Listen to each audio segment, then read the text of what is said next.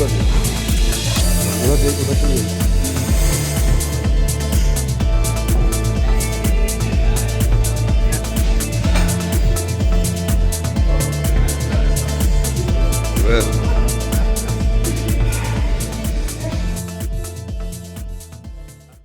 मैं कानपुर से बिलोंग करता हूँ। कानपुर के पास एक बहुत ऐतिहासिक शहर है कन्नौज, जो इत्र के लिए मशहूर है। तो मेरा जो गांव है वो वहीं कन्नौज के पास में है। अच्छा अच्छा।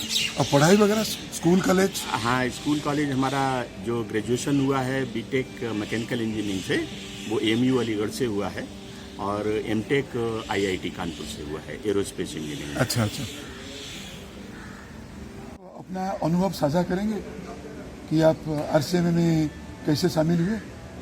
अनुभव शामिल करने के लिए मैं आपको पिछले 34 साल के जब प्रारंभ में मैंने जब ग्रेजुएशन के बाद डीआरडीओ की सर्विस ज्वाइन की थी, तो मुझे अवसर मिला डीआरडीओ में ईडीआरडी आगरा ज्वाइन करने के लिए।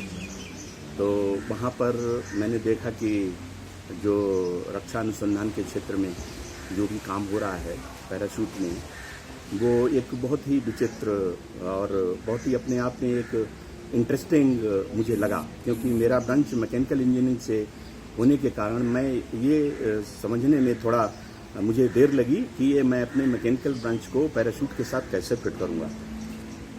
तो उसके बाद में जब देखा कि पैराशूट को क्लियर कराने के लिए एक आरसीएमए यानी सीआरई उस वक्त हुआ करता था, तो वो लोग आया करते थे। तो हम ये सोचते थे या तो इन लोगों को हमसे ज़्यादा मालूम है, क्योंकि इनका भी एजुकेशनल क्वालिफिकेशन वही है, हमारा भी वही है, तो ये लोग इतने सारे सवाल कैसे पूछते हैं हम लोगों से जो हम इसको क्लियर करें। तो मैंने कहा कि हमें भी इनके बराबर आने के लिए कुछ करना पड़ेगा। तो हमने फिर जो है वो पता लगाया कि ये ऐसी क्या विशेष चीज़ है आरसीएमए असेंबली लैब में। तब पता लगा कि ये एक इंडिपेंडेंट बॉडी है, क्योंकि डिजाइनर से जो एकदम अलग हटके काम करता है।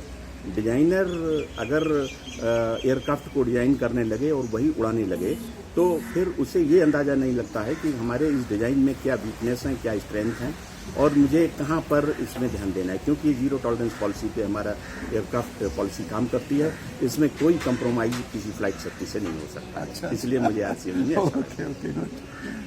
तो आपका ये आरसीएम में सफ़र कैसे रहा? आरसीएमए का सफ़र बहुत ही मैंने अपना एंजॉय किया, और क्योंकि इसमें व्यक्ति को अपने विचारों को बहुत मजबूती के साथ और स्वतंत्रता के साथ लागू करने का पूर्ण अवसर मिलता है। कोई भी राजनीतिक हस्तक्षेप नहीं होता है, और आप अपने ज्ञान और विवेक के कारण जितना भी आप हाइट तक जाने चाहें, आपको पूरा सपोर्ट मिलता है। आपका हायर मैनेजमेंट, मिडिल मैनेजमेंट और आपकी पूरी टीम आपको सपोर्ट करती है। अच्छा अच्छा। लोगों का कहना है कि एचएएल और एयरफोर्स दोनों ने आरसीएमए से क्लियरेंस लेने के लिए काफ़ी दबाव डालते हैं।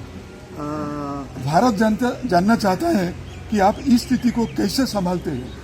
हाँ, आपने बिल्कुल ये आरसीएमए के परिप्रेक्ष्य में सही सवाल पूछा है, और मैं इसे दूसरे तरीके से लूँगा, क्योंकि ये एक चैलेंज होता है। आपको अपने सामने वाले व्यक्ति के जो उसकी जेन्युइन रिक्वायरमेंट है उसे भी पहचानना है, और उसमें हमें फ्लाइट सेफ्टी के साथ भी कंप्रोमाइज़ नहीं करना है। तो हमें एक ऐसा रास्ता निकालना है कि टाइम बाउंड हमारे जो अचीवमेंट हैं वो हमें हासिल हों, और उनको भी हम बाध्य करें कि आप वो जो वीकनेस और ग्रे एरिया हैं, बॉटलनेक्स हैं, उनको आप कम करिए और उनको आप रिड्यूस करिए, और हमारे सामने प्रूव करके आप उसे बताइए। क्योंकि हमारे जो अंतर्राष्ट्रीय जो स्टैंडर्ड्स होते हैं, एरोस्पेस स्टैंडर्ड्स होते हैं, उसके साथ कोई कंप्रोमाइज़, क्योंकि वो हमारा एक मैपिंग स्केल है। तो ऐसा नहीं है, और मैं सक्षम होता हूँ उन लोगों को कन्विंस करने के लिए, और मैं उसे दबाव नहीं बल्कि एक अपना एक उत्साह के साथ मैं उसे स्वीकार करता हूँ, और मैं उनको निराश नहीं होने देता हूँ। अच्छा। केंद्र में मोदी जी हैं, राज्य में योगी जी, और आरसीएम में राजेश जी। तो कैसे लग रहा है ये बुलडोजर कॉम्बिनेशन? मिश्रा जी, आपने बहुत बढ़िया सवाल पूछा है, क्योंकि किसी भी काम को करने के लिए जितने भी स्तर होते हैं, चाहे वो उच्च स्तर हो या मध्य स्तर हो या जिस स्तर पे हम लोग काम करते हैं, उसमें एक सामंजस्य होना जरूरी है।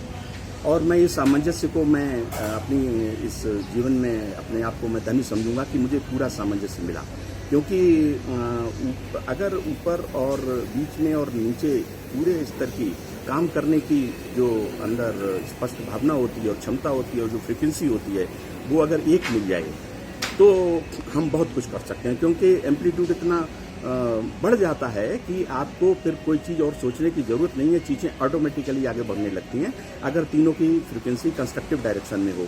लेकिन फेज डिफरेंस नहीं होना चाहिए। फेज डिफरेंस होगा तो डिस्ट्रक्शन होगा, और अगर फेज एक ही फेज डिफरेंस में होंगे तो कंस्ट्रक्टिव वे में बहुत उत्साह के साथ आगे बढ़ेंगे। तो इसी भावना के साथ मैंने भी इसको, आप इसे बुलडोज समझिए, लेकिन हाँ, जहाँ पर हमारे फ्लाइट सेफ्टी से रिलेटेड कोई भी गतिविधि हुई है उसको मैंने बुलडोज किया है। अच्छा अच्छा, आपके पास DRDO या सेमिलैक के लिए कोई सुझाव है? कोई सुझाव देना चाहते हैं? जी, हमारा क्योंकि हमारा जो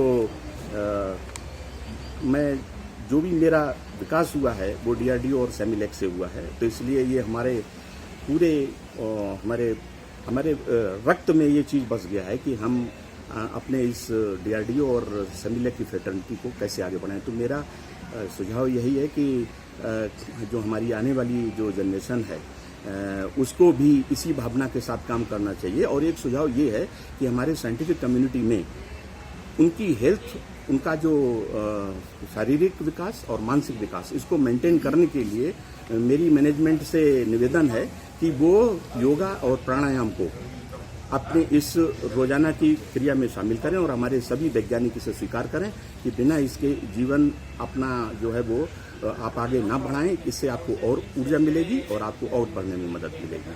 तो योगा और प्राणायाम के लिए मैं विशेष अपने DRDO और सेमिलैक को मैं निवेदन करूंगा। अच्छा, क्या आपने कभी सोचा था कि एक दिन मिश्रा से मिलने का मौका मिलेगा और मिश्रा आपका इंटरव्यू लेगा? नहीं, मैंने ऐसा नहीं कभी सोचा था, लेकिन हाँ, मुझे लगता था कि जब हमने हैदराबाद में इस कॉन्फ्रेंस में आया तो वहाँ पर हमारे जब मिश्रा जी ने मेरे जिस तरीके से, जिस आत्मीय भाव से जो हमारे चीज़ों को जो है उन्होंने डिस्कस किया, उससे मुझे लगा कि हाँ, मिश्रा जी एक बहुत ही कंस्ट्रक्टिव अप्रोच को लेकर के आगे बढ़ते हैं, और क्योंकि ये अनुभव आगे किसी और के भी काम आए तो ये उनका बहुत ही श्रेष्ठ प्रयास है, और इसके लिए मैं उन्हें शुभकामनाएं देता हूं। बहुत बहुत धन्यवाद, और आपके सुखद और स्वस्थ जीवन की कामना करता हूं। बहुत बहुत धन्यवाद।